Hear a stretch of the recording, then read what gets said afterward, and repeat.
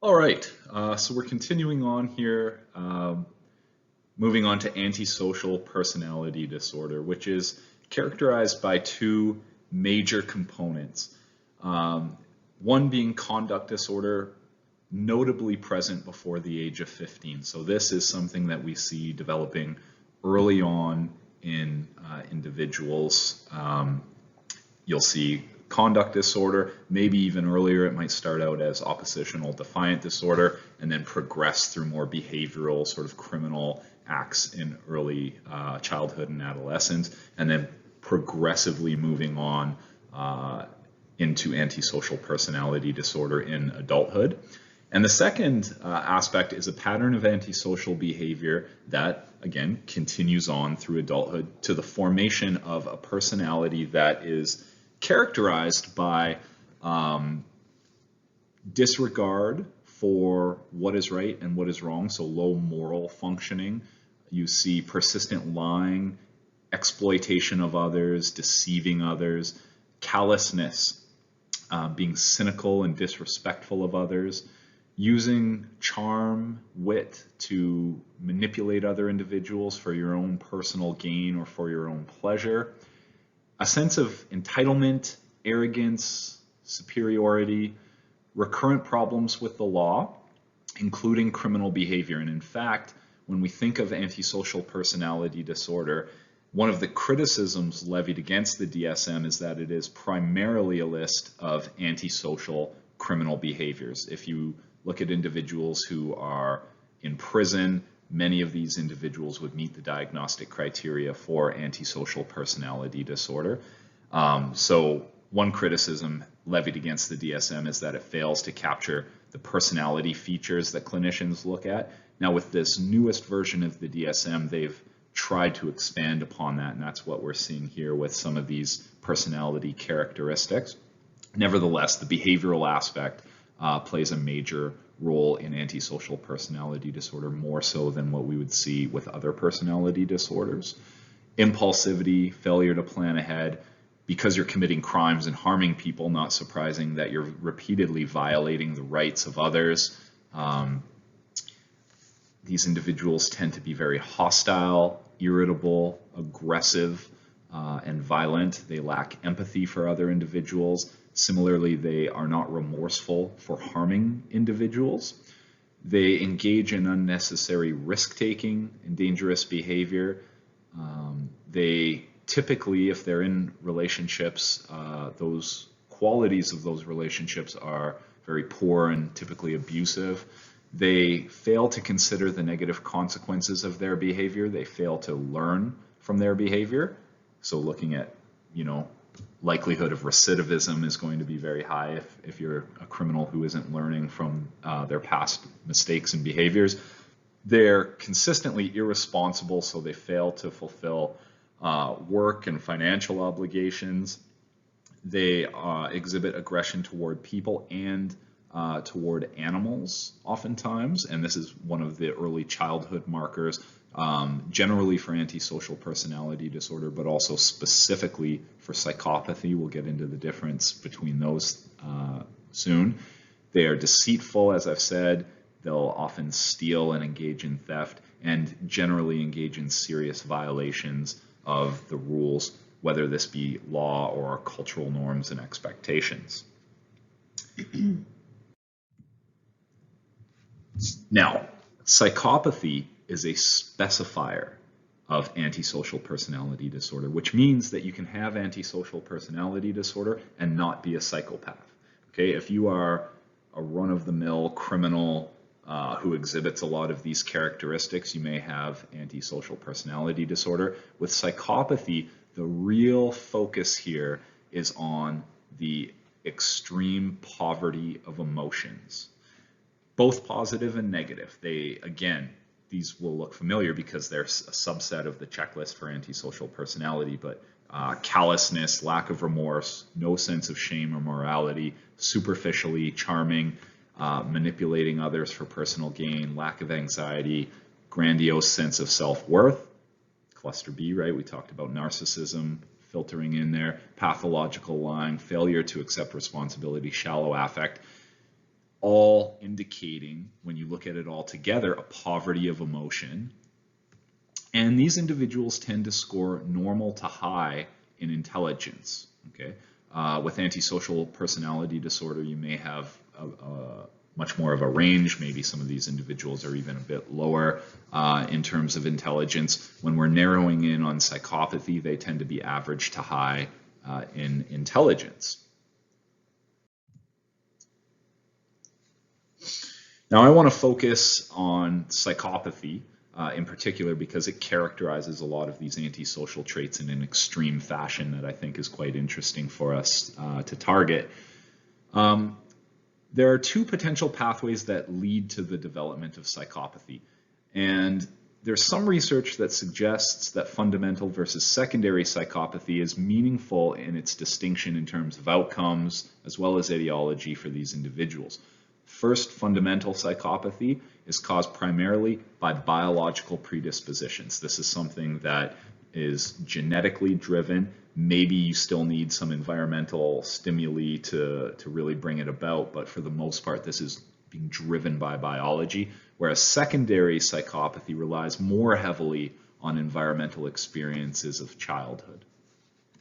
And you would imagine that if one was going to be more amenable to treatment, even though psychopathy is very much not amenable to treatment, but secondary psychopathy would be more easily treated than fundamental psychopathy.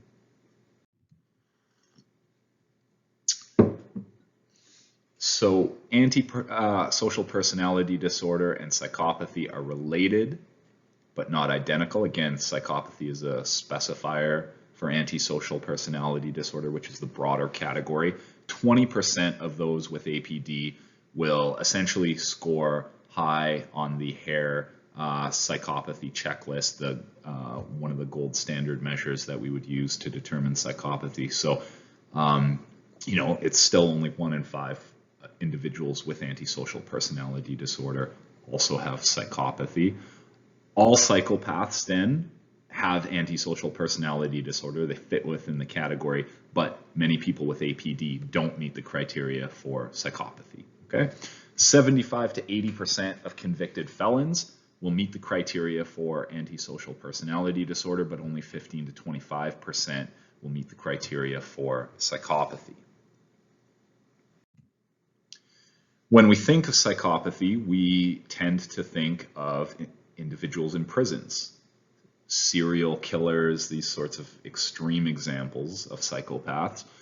One thing that is often neglected are individuals with psychopathy who tend to find their way in society, and oftentimes they will find their way to the top. There was a really interesting article that came out. It had to be in the late 90s, early 2000s, and I believe they may have even turned it into a book and expanded upon it, called The Psychopath in the Corner Office, which suggests that individuals who are high in psychopathy actually tend to, if they don't find their way into the criminal justice system and they're not, killers and criminals, they actually tend to find their way to the top of industry, to the top of the corporate ladder, because imagine how beneficial these traits would be for climbing your way and out-competing and defeating all of your rivals on the way to the top of corporate America, right? You have to step on a lot of people to get to the top. Often you have to be callous, unemotional, calculating, superficially charming, intelligent, all of these characteristics which can benefit. So when you look at CEOs, you actually see a higher proportion of psychopathy than you see in the general population among these highly successful individuals. But primarily what we're talking about when we're talking about psychopathy is serial killers, violence, aggression, these types of individuals. Charles Manson, of course, everybody, remembers, well, maybe you don't, Helter Skelter, and his essentially cultish group where they were killing individuals in Hollywood. Paul Bernardo, Canadian serial killer, along with Karla Homolka, who, interestingly enough, is now a free person, which is absolutely shocking. If you've ever read a book called Carla. I remember had to read it in my undergraduate for a course, and it was just eye-opening. Really, really good book. Obviously focused more on Carla Homolka than on Paul Bernardo. Ted Bundy, we watched a documentary on him a few years ago on Netflix too. And so these will give you good, these are your prototypical examples of psychopaths. Dream. From your words, as Mr. Emmons quotes from in this book, it's clear that you were guilty of murder, and yet he says in all his conversations with you, he never heard you express remorse. Have you never felt it? Remorse for what? You people have done everything in the world to me. Doesn't that give me equal right? I can do anything anytime I want to, because that's what you've done to me. If you spit in my face and smack me in the mouth and throw me in solitary confinement for nothing, what do you think's going to happen when I get out of here? What do you think's going to happen to you? The things that you create in here. You don't feel guilty at all. There's no need to feel guilty. Maybe I haven't done enough. I might be ashamed of that, for not doing enough, for not giving enough, for not being more perceptive, for not being aware enough, for not understanding, for being stupid. Maybe I should have killed 400 or 500 people, then I would have felt better. Then when I felt like I really offered society something. Have you never felt remorse for the crimes you committed? What crimes? I told you I haven't committed any crimes. I don't break laws. There's no need to. Why should I break the law? I'm in God's will. Do you feel guilty? Do you feel guilty for the thousands and millions of Indians that you destroyed? Do you feel guilty for the gas chambers where you've killed the Jews? Do you feel guilty for timeless, endless? How far can you go back and say guilty of what? Guilty. You don't need to be guilty. Then you're going to make me suffer till I say, okay, now I feel guilty. And then you feel secure now that I feel guilty? Was that going to make you feel better if I feel guilty? Guilty. I wouldn't do anything that I felt guilty about. The book says you get a lot of mail still. Follow me. Did you have any choice? You'll all follow me. I don't. You got these people over here that want to live. You want to live? Get in line, we'll live. You don't want to live? Hurry up. The gate's open. Do your some coke. All Charlie's friends get free coke. Give them cocaine. Let them go, man. If they want to commit suicide, get some suicide parlors out there and let all them self-destructive idiots go. All the people that want to live, stop cutting down trees and stop polluting the ground. You dig? Let's clean up the world we live in, Hey, how you doing? You still in there? Is anybody there?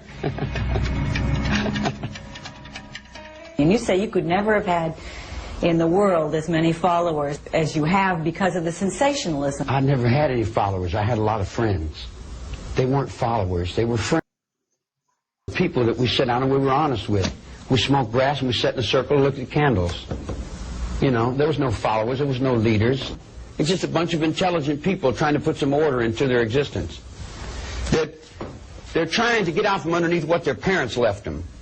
They're trying to get unlocked from the Second World War. To get out from the burning monk that's in the street burning himself to death because there's something's not right, something's off balance. Did you ever take it back upon yourself to say that you're responsible for Helter Skelter? Did Jerry Rubin and A.B. Hoffman and Dr. Timothy Leary take any responsibility for the influence? You want to drop the blame on Charlie and say it's all Charlie's fault. What did you do? I do the best thing I know how. Nothing. I play music and I smoke a little grass now and then because it helps me and I like to relax with it. That's about it. Wrong with drugs. Drugs is all right if you don't misuse them. If you misuse them and you're misinformed about them, then you make a big bad thing about them. And that's what the public has done. If I wanted to kill somebody, I'd take this book and beat you to death with it and I wouldn't feel a thing. It'd be just like walking to the drugstore. Come and say, do you feel blame? Are you mad? Do you feel like won't you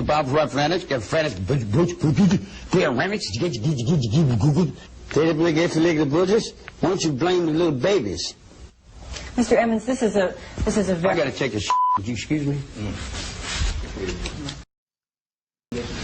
Hey, you don't mind if I'm directing to the point, do you? Not at all. It don't take me to tell you that you're about 10 pounds overweight, does it? Thanks. But I can be honest with you, Ken. Okay. I chose this video because I think it, in the brief couple of minutes that he's talking, it gives us some really good insight into some of those symptoms that I just explained to you all. Aubrey, can you identify any of those symptoms that he is exhibiting? He didn't feel remorse. No remorse. He's into drugs. What else was on the list? Well, okay, so yeah, no remorse, no responsibility, callous. Yeah, Do you he think he's rude to the reporter or unemotional? whoever. Yeah. Yeah, aggressive. Like unemotional, he seemed to have temper. Yeah, well, I'm glad you brought that up, because that's one of the misconceptions when we say a poverty of emotion. A lot of people interpret it as they're these robotic individuals who can't feel any sort of emotion, and research suggests that that's not the case. They can exhibit emotion, but it is typically blunted, inappropriate, and generally, exhibits poverty. But poverty shouldn't be confused. Don't confuse it with absence, I guess is what I'm saying. Mm-hmm. They'll be quick to anger. Mm-hmm. And similarly, when they're in the midst of an aggressive act that they are perpetrating, they're exhilarated, and they'll feel emotion during the act as well. But then again, afterwards, maybe they'll feel no remorse, no responsibility. So great point. We saw the aggressiveness, I think I said, with him attacking her with his verbal comments. The book. Yeah. Good. Okay.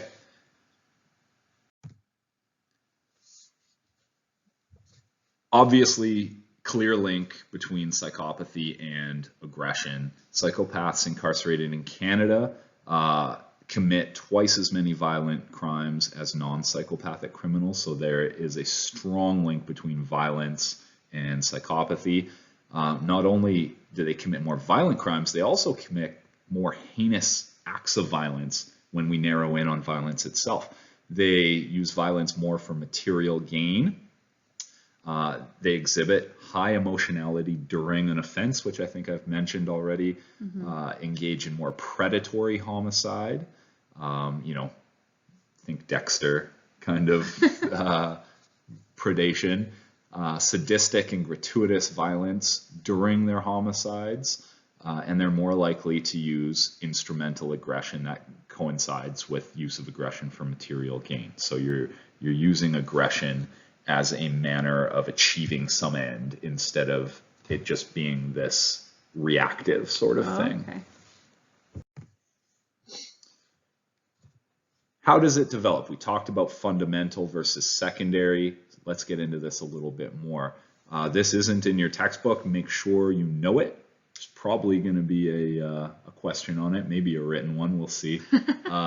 Psychopathy begins in childhood. We know this. Before the age of 15, there has to be evidence of psychopathy. And it begins with callous, unemotional traits, delinquent behavior, impulsivity.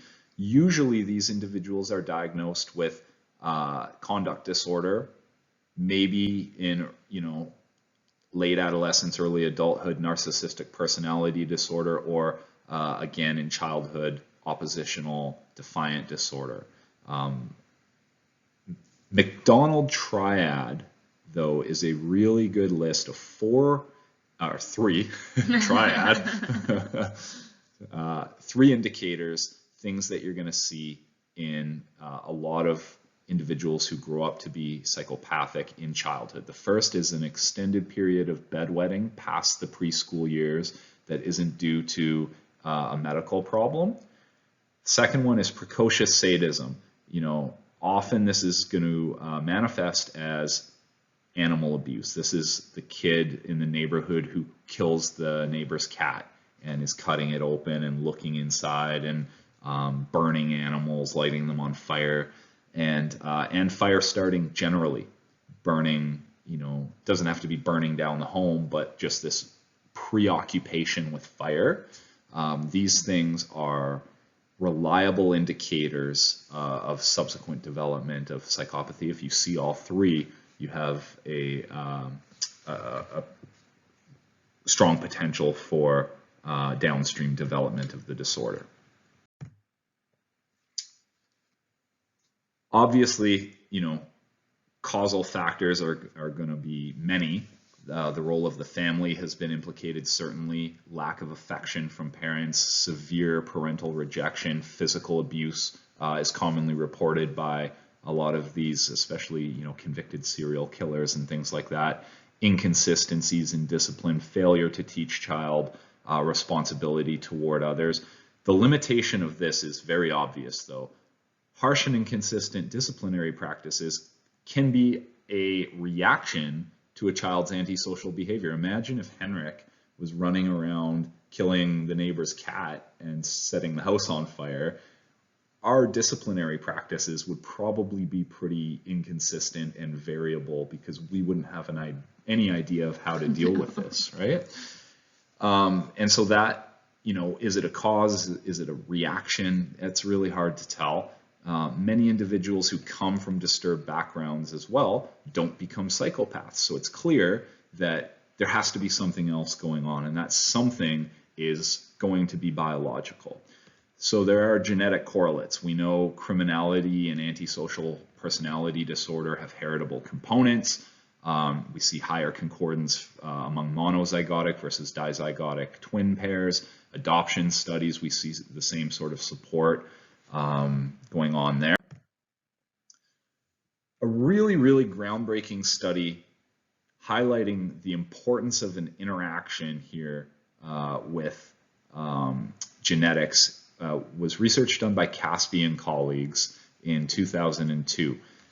They identified the warrior gene, which is a short variant of monoamine oxidase inhibitor gene, which was linked to more aggressiveness when coupled with child maltreatment. Okay, so if you've been maltreated and you have this gene. So monoamine oxidase A is an enzyme, and it degrades amine neurotransmitters like dopamine, norepinephrine, serotonin.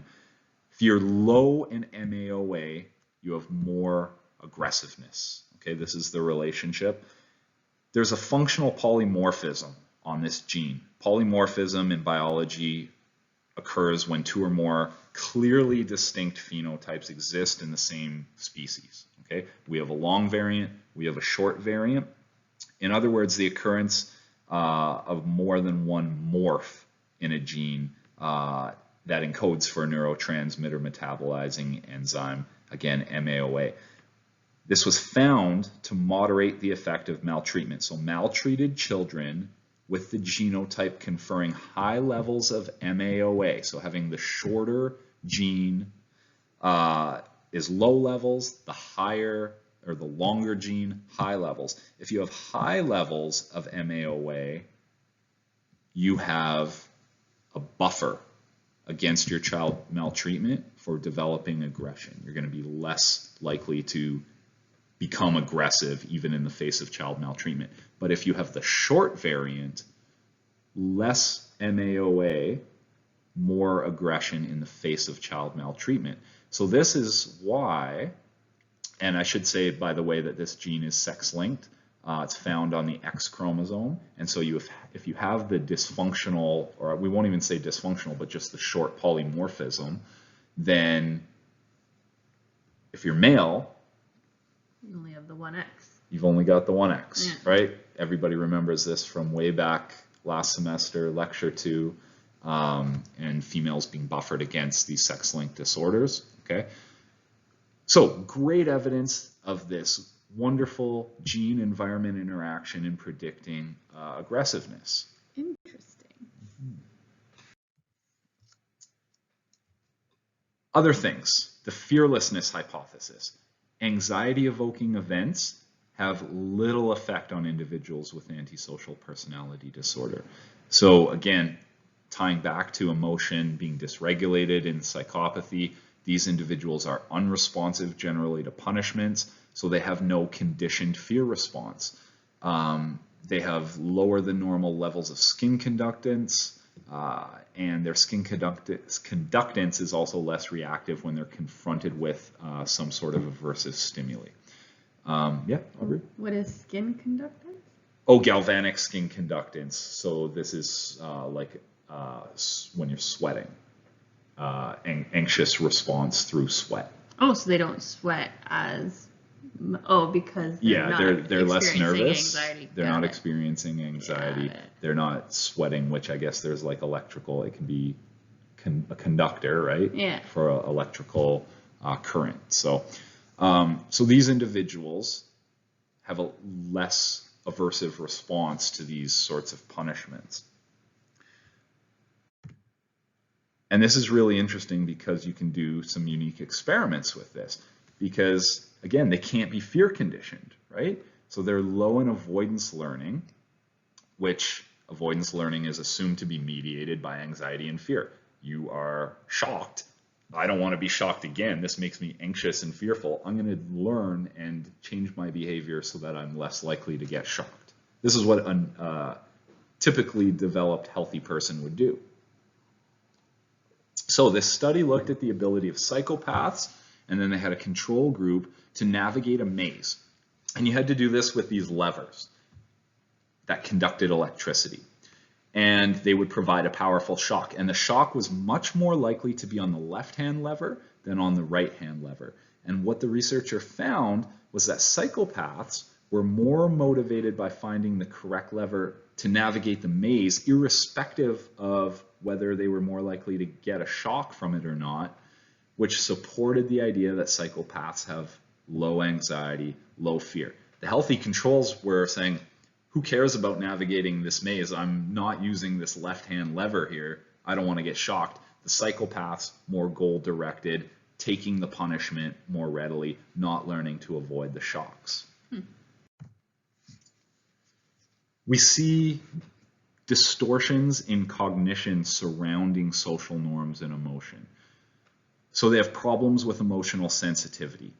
Murderers with psychopathy, you go and you're going to do a study in the prison and you're talking to these psychopathic murderers and you're going to ask, okay, how do they respond to these moral questions compared to other murderers, not just normal healthy controls in the world, other murderers who aren't psychopaths, and we're going to give them these moral questions. So, you're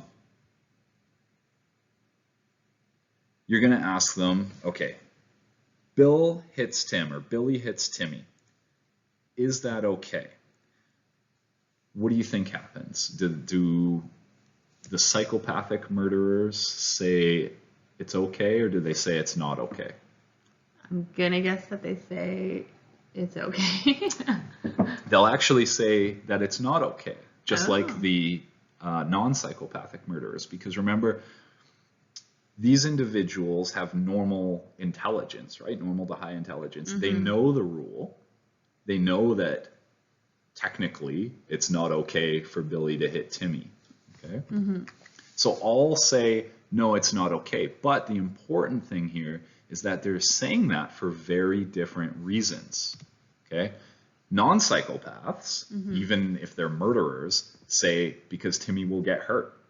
There's an underlying concern for the well-being of the victim in this case, even when this is a murderer behind bars saying this. That's why it's not okay for Billy to hit Timmy, because he'll get hurt.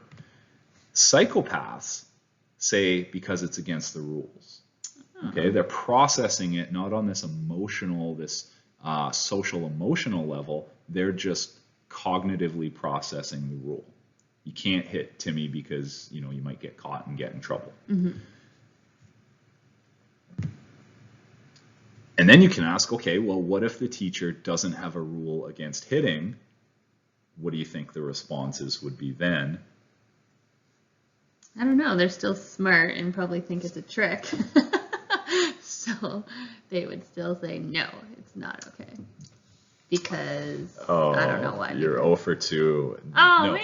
Once the rule is gone, the psychopaths say, okay, well, the rule isn't there. I guess it's okay for Billy to hit Timmy. The non-psychopathic murderers continue in saying that it's not okay because the harm still befalls Timmy, right? Regardless of the rule. Oh, man. Go get the next one. Yeah, we'll see. Now, I should say this is also seen in kids with psychopathic tendencies. This is, cognitive differences in understanding social convention. And it, of course, the key difference being emotion. Now, if emotion is implicated, what are some other things going on here in terms of emotional differences? You have some monkeys in a lab, and they're all in an individual cage. Caring for others in distress is not specific to humans. So you're going to do this study. You've got 2 monkeys in a cage.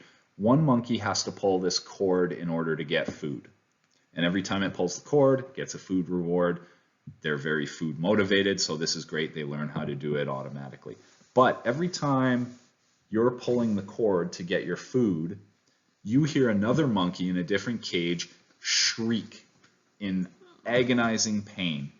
And this was done because a shock was being delivered to the other monkey every time you pull your cord to get some food. The cord pulling monkey, what do you think they do? They stop pulling the cord. They will stop pulling the cord. They will stop pulling the cord to the point where they will starve themselves in order to not endure the shrieks of their conspecifics. This is the sort of thing that is deficient in psychopaths. We see it in all types of animals. Winston used to get pretty agitated when Henrik would cry, right? He would have like this knowledge that something is wrong. And all sorts of animals have this understanding of pain, and it upsets them even if they're not the ones experiencing it. Social pain, being able to empathize with a conspecific. What we see in psychopaths are problems with emotional functioning, and we see this in a number of domains, including distressing human faces.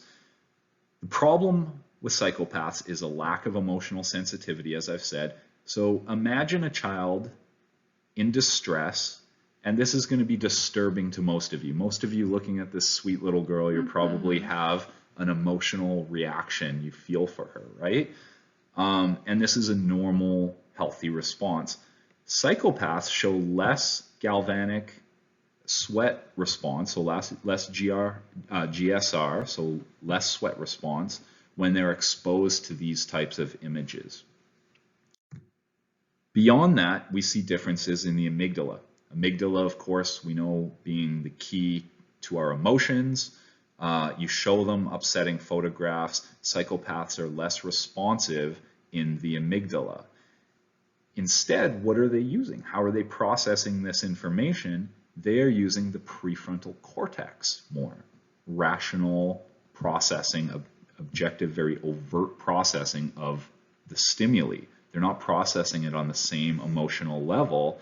They know what the emotion is, they just don't feel it. Okay, if you ask them, what is this emotion? They can identify the emotion. It's not like they can't say she's upset, but they're not feeling it in the same way. They're processing it with the prefrontal cortex. Okay, so you show these types of images again, and you're not going to get the same activity in the amygdala as you see in healthy controls. You look at adolescents with callous unemotional traits, so potential for oppositional defiant disorder, maybe downstream antisocial personality. They have lower amygdala activation during the fear images, okay? You look at adolescents with ADHD, they perform like healthy controls.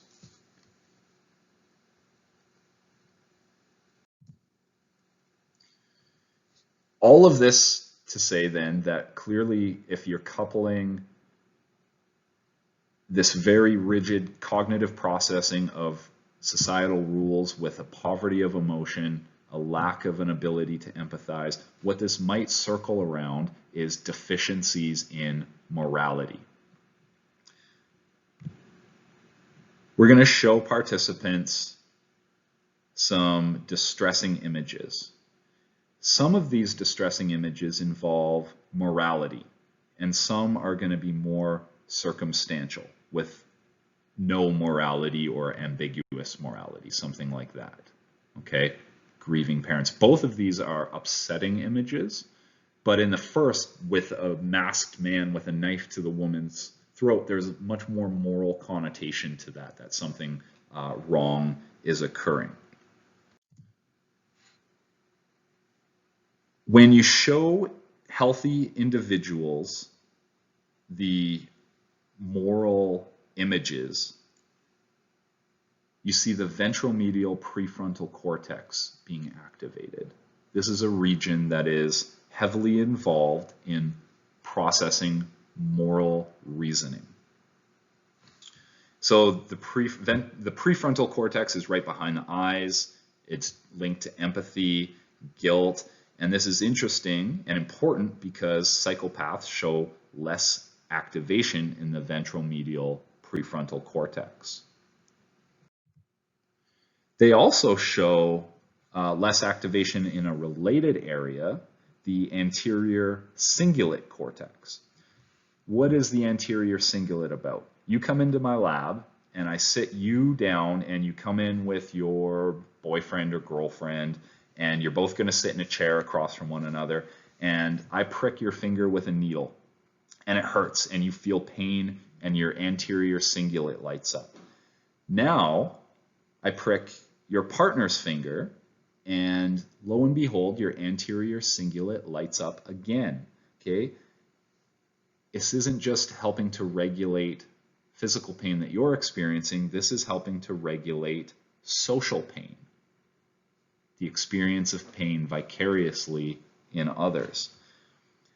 And this is important for a few reasons.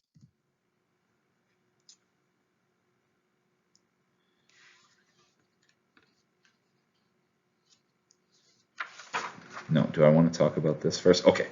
Yeah, I want to talk about this moral dilemma before we get into a different moral dilemma. Okay. There's a trolley and it is speeding down a track and the brakes are gone. It's a runaway trolley. It cannot stop. And it's en route to kill these 5 railway workers who all have headphones on. They can't hear anything. They're not paying attention. They can't see.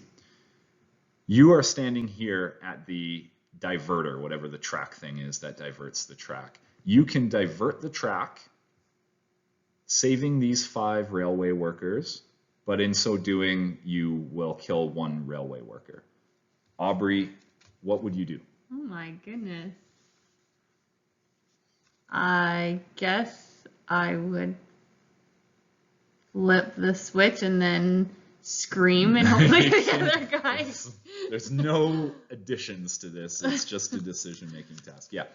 Aubrey did what everybody every year that I teach this course does. They raise their hand and they say, yes, I would flip the switch and I would divert the track. And, you know, it's an unfortunate thing, but you've made a moral decision there. Okay. Mm-hmm. Your moral reasoning was at play, and this is the decision that most individuals would make. Okay. Same idea, runaway trolley, no brakes, etc., gonna kill these 5 oblivious workers. You're standing up on a bridge, having a coffee break, watching them. There is a heavy-set individual with a big backpack on. You know a lot about trains. If you push this guy off of the bridge onto the tracks, it will be enough to stop the train from killing these 5 workers. So you have to murder this guy in order to stop the train. What would you do, Aubrey? I couldn't push someone off the bridge. Okay. Again, entirely consistent with what almost every single person in the class says every year, that you couldn't murder somebody in order to save those 5 individuals, right? Gruesome, throwing them off the bridge, and it would be terrible to do. Now, objectively, you have made a foolish decision because you've murdered one person, you've killed one person in both cases, right? Mm-hmm. In each case, you have killed one to save 5. Yes. You have done the exact same thing behaviorally. Yes. But the moral connotation with having to physically grab onto somebody, throw them off a bridge, and kill them is different, and it leads to you making a different decision. And it leads to you making an illogical decision in this case, right? Because you should, to save 5, you should kill one. I think if it was more realistic, like in my brain, I can't wrap my head around how shoving someone in front of a train would stop a train. Well, I've told you that it would, right? I mean, there are all sorts of these ultimatum games, but I mean, that is not what is guiding your decision. So this type of thing is shown. Now, I will say that when you give this problem to a psychopath, they're processing it entirely rationally, trading 1 for 5. You would, in both cases, kill the individual, however you have to do it, to save the 5. Okay, we see stark differences between psychopaths versus healthy controls. Evolutionary links are important as well, and so the types of things that we might look at in an ultimatum game, I think I called the last one ultimatum game, it's a trolley problem. This is an ultimatum game. You come into the lab, okay? One of you is going to be the proposer, and you're going to be given $10, and the other person is going to be the responder. The proposer divides money with the responder, and then if the responder accepts, they both get the money. However, it was divided. If the responder rejects, neither gets the money. Okay, so Aubrey, you come into my lab to do this study. You're paired with another woman. She's given $10 randomly and is told to divide it up. She offers you, and you're in completely separate rooms, you're never going to see each other. She comes back with her offer. She's offering you 5, she gets 5. What would you do? Would you accept the offer, reject the offer? Accept the offer. Accept the offer. Okay. Most people would do that. Now, this time, instead of her splitting it, she comes back, she has offered you 10 cents, and she, needs to go to Subway in the cafeteria, and she's going to go buy herself a footlong, and she's keeping $9.90 for herself. What would you do? Reject. Reject. Okay. So you would reject, and this is what most people would do in that sort of situation. You see it play out time and time again. You'll hear people yelling at the computer screen when they receive these unfair offers. This is how we would respond. Now, rationally, if the rules set forth a situation where you can either leave with 10 cents or you can leave with nothing, the rational thing to do is to leave with 10 cents. 10 cents is better than 0 cents. Mm-hmm. You are paying a cost of that 10 cents in order to send a message to that scoundrel who is taking your equity. Now remember, you haven't earned this money. This has just been given to you, but you're sending a message. You cannot treat people this way. Mm-hmm. You're not getting that $9.90. No okay? foot long for you. No. And this is what people do, right? They make the irrational, illogical decision because of the moral connotation. They're sending a message. They are punishing that individual.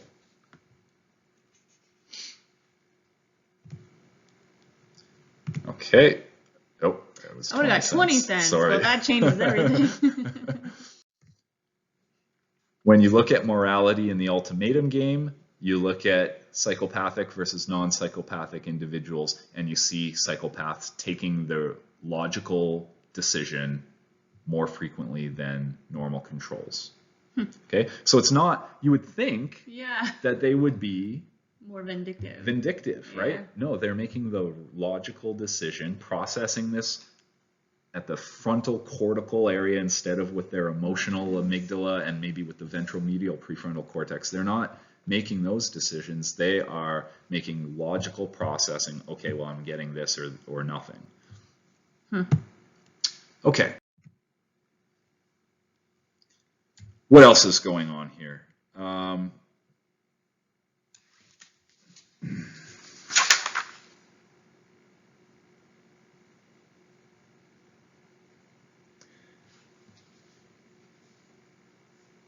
Anterior cingulate. Okay, sticking with the ACC.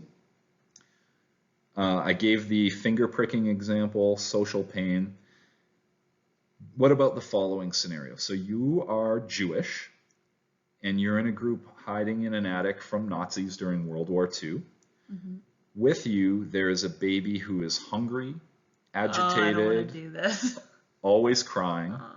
If someone doesn't smother the baby to death, you're going to be discovered and killed by the Nazis. Would you do it? Probably not. And yeah, most of us would say, no, I can't. Like, even though the entire group will be inevitably killed because of this, you just can't. And so researchers found that those with lower activation of the ACC were more likely to say yes in this scenario.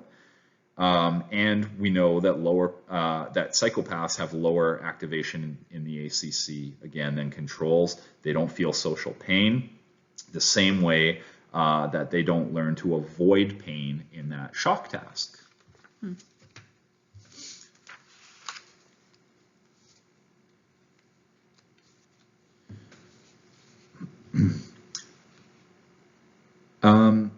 Finally, okay, so we've talked about the ventral medial prefrontal cortex, anterior cingulate.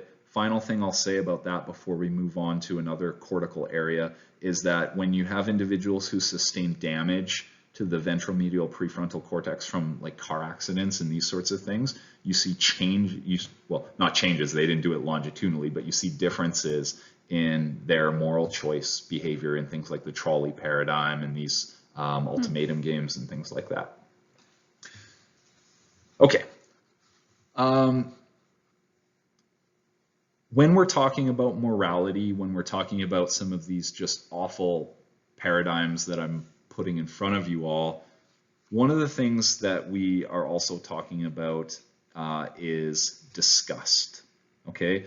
When we receive that unfair offer in the ultimatum game, we feel something. We feel, you might not be able to characterize it. You might feel angry, upset. What most people are feeling in that situation is disgust, moral disgust, that this individual would be so selfish and inconsiderate. So what happens when you get that unfair offer is that negative emotion overrides our rationality.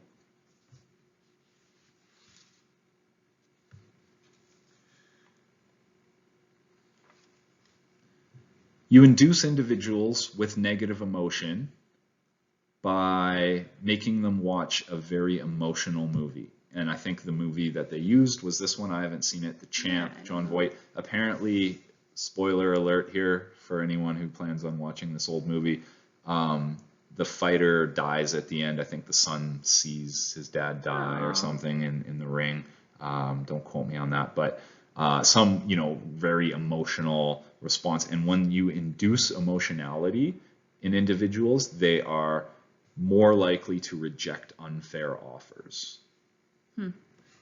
Conversely, if you induce rationality through transcranial magnetic stimulation of the frontal cortex, it makes these individuals more likely to accept unfair offers. So you stimulate the frontal cortical region, and you're more likely to accept an unfair offer. Yep. With a magnet? Yeah, yeah. So transcranial magnetic stimulation is exactly like what they're showing here. It's this wand that can send, you know, whatever sort of magnetic stimulation. And it's very superficial cortical stimulation. It's not harmful or anything at all, but you can temporarily stimulate brain regions, superficial cortical regions, and you can get these differences in these ultimatum game responses because of that. Interesting. Is it just like a normal magnet and all the charges like are drawn to it or repelled from it? Yeah, I'm not sure because you're not injecting or inhaling something like you would with like an fMRI or a PET scan. And so, yeah, whatever it's doing is contained, you know, within the unit itself and yeah, interacting with, you know, blood oxygen levels somehow. Yeah. I've never used one, but we have one at Nipissing in the phys ed department's got one. I'm not sure if they've ever really used it, but cool. Yeah, you can look into it. Yeah. Okay. On continuing on with discuss. So these, you know, attractive individuals are clearly in the throes of a sexy romantic encounter there, I guess. This is a brother and sister. Oh. They, she has had, you know, had some sort of reproductive issues and she can't conceive. He's had a vasectomy. They are madly in love with one another. Not in a platonic way. They want to have a sexual relationship. Is this okay? Oh, no. This is usually the response that I get in class. You hear 60 people go, oh, at once. Is pretty funny. We have a disgust response to this, oh, did right? we ever? Next one. There's a couple more of these, so get ready. Oh. This is our dog, Winston. Oh no, are you gonna ruin best my buddy. dog? Here he is with his good dog buddy Magnum, who's a friend of ours dog, and here he is with Henrik. He's super protective of Henrik and loves him, follows him around. I love him. Yeah, obviously. Okay, now, your family dog has just died. You are living in a very food scarce, resource deprived situation. Would you cut him up and eat him? I don't know. Maybe. I don't think anyone's ever said that before. Aubrey's got a taste for Winston. Better watch out. You better watch out, Winston. Where are you? He's on the couch over there. Well, if you're starving. Okay, well that's. I'm assuming hopefully. I'm doing it for you and Henrik, okay? Yeah. I'm assuming most of you said you wouldn't eat Winston, but okay. What about this one? Simple one. Is it okay to burn the Canadian flag? No. No. Now, what is wrong with any of these things, right? Why can't a brother and sister who can't reproduce have a sexual relationship with one another? Why can't you eat your family dog after it's died? Which Aubrey's an advocate for, apparently. And why can't you? The Canadian flag's just a piece of material, and with a made-up border, and like it's a social structure that we are all super proud to be a part of, but at the same time, it's something that is made up. It's not a country. Is what is it really, and what does the piece of material represent in terms of that country? At the end of the day, it's just a piece of material. You're not burning anything meaningful, but the meaning comes out of the symbolism for the Canadian flag, right? If you're burning the Canadian flag, you are burning our values, our security, our national pride, and all of these things. And that's why we feel disgust when that sort of thing happens, right? That's why we would not tolerate that and I'm sure in any country they wouldn't tolerate that. We feel disgust about the brother and sister because we have this deep-seated evolutionary aversion to incestuous relationships because of the genetic outcomes of reproducing with family members. We have an aversion to eating the family dog because, again, that's something that you have an emotional connection to, and you don't eat things that you have an emotional connection to. The underlying theme with all of these examples is disgust. And it's not physical disgust, it is moral disgust that we are experiencing when we see these images.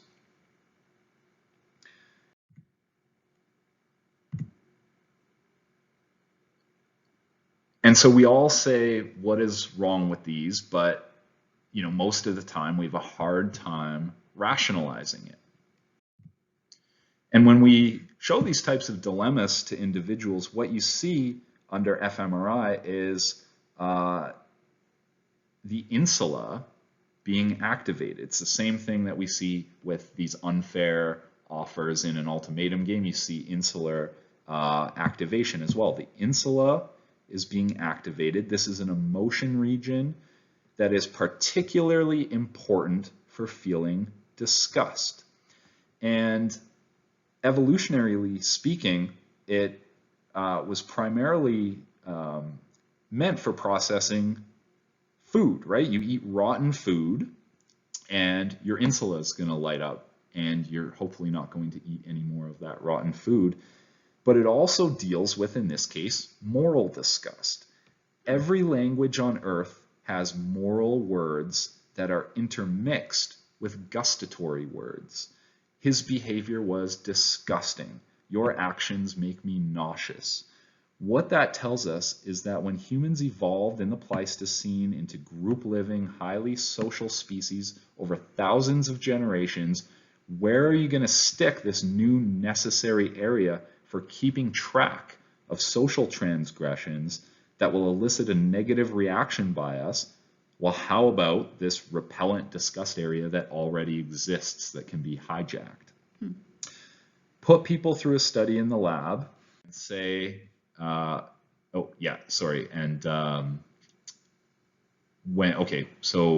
the anterior insula and the anterior cingulate cortex involved in processing emotional responses. We've talked about that. Rational would be the dorsolateral prefrontal cortex, not the ventromedial, that's morality. Dorsolateral prefrontal cortex, rationality, and we see these differences. Now, have people come into the lab and say, sorry, we can't pay you. Grant money is a little tight right now. We're going to give you the opportunity to take home something else instead for engaging in this task. And the task you're going to engage in is you're going to recall a moral transgression that you've committed, some time that you were just really terrible to someone. You did something really awful, really amoral that you wish you hadn't have done. We want you to really sit down and think about this. Maybe they have them write it out, I can't remember, but you really want to highlight this and think about it deeply. And you do some other tasks, and we're going to give you instead this pen set, or you can have this soap gift basket thingy, or you can have this USB. This is back when USBs cost something. Now, and people used pens.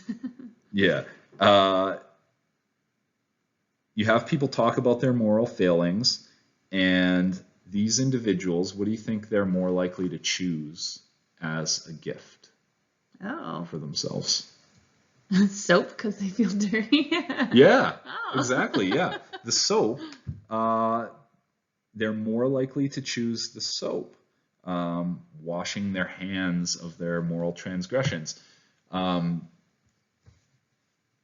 Have them go to the washroom. Okay, so you're going to do this same study again. Recall some moral transgression, same sort of setup. Now this time, we want you to go to the washroom and clean your hands and come back. And so that's one condition. You either get to clean your hands or you don't. And then you come back, and then on your way back, there's this poor, grad student walking by with a pile of books, and they drop their books. And what we're asking is, would you stop and help this individual pick up their books? And what do you think happened between the two groups? So the person who wasn't washing their hands, they still had to leave the room and go back Yeah, in? they're still in the same situation where now they're confronted with this person who's dropped their books. I don't know. I could make it go either way. I think maybe the people who wash their hands don't pick up the books because they're like have already like washed their hands of their transgression. Yep. Am I right? You're right. Nailed it. Nice job. Yeah, so the people who were allowed to wash their hands were less likely to help the student pick up their books. Because like you said, the assumption is that they've washed their hands metaphorically of their sins. All this time, again, physiological gustatory processing of disgust with moral disgust, and we have this crosstalk and this confusion between the two areas. You've cleansed yourself physically, you have cleansed yourself emotionally. Interesting. Shamefully, I have to plug some of my own research in here if we're talking about psychopaths. So there are all sorts of views on morality. Friedrich Nietzsche suggested that morality is an invention of the lower class to constrain the upper class, and then he later died of syphilis. So we know his views on, I guess, on morality. That's just kind of a funny one. So what we wanted to look at was psychopathy in terms of reproductively beneficial yet socially inappropriate behavior. We wanted to look in particular at mate poaching. So this is something that we study in my lab from time to time, stealing the partner of someone who is already in an existing romantic relationship. And I think it was this study, I can't remember, where we had some media, some news crews come, and they interviewed me, and then they asked if they could interview a few of my students in my lab. And they asked them, have you ever mate poached? I remember that. Do you remember this one? With Brian? Yeah, and so they asked, Kate, I think, was the other one in there, and she, no, I've never mate poached, never done that. And then Brian, who is now a PhD student, here I'm broadcasting it over the internet here, says, yep, I've mate poached, and now the good thing is he married the girl he poached, said, now she's my wife, and it was this cute little news story. And it was on Valentine's Day. That's right, yeah, it was on Valentine's Day. Anyway, so we do this type of research. One of the things that we looked at is psychopathy related to reproductive success or behaviors that might benefit it. So we had participants complete a number of biological and psychological measures. One of them was a measure of psychopathy that measures 4 different aspects of psychopathy: interpersonal manipulation, callous affect, criminal tendencies, and erratic lifestyle. So I would get a kick out of scamming someone. People sometimes say I'm cold-hearted. I've broken into a building vehicle to steal something or vandalize. Now, this particular study we did in grad school, so I was at McMaster. So these are, students at one of the best institutions in the top 100 universities in the world.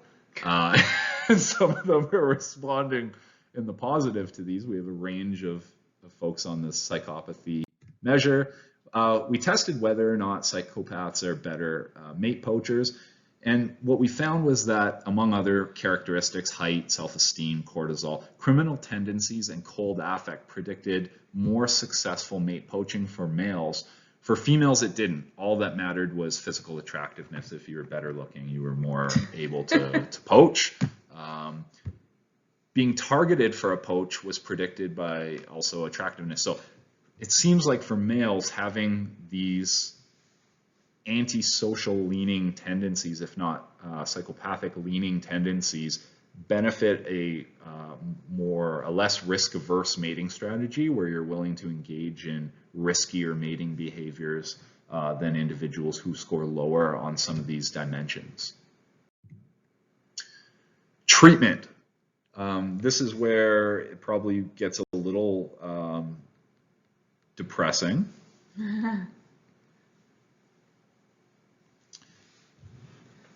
Psychopaths in psychological treatment are more likely to lie, not surprisingly, more likely to have verbal outbursts. For antisocial personality disorder, treating things like depression and anxiety is helpful, it seems. The treatment has to be responsive to the patient's interpersonal needs, so trying to improve on interpersonal relationships.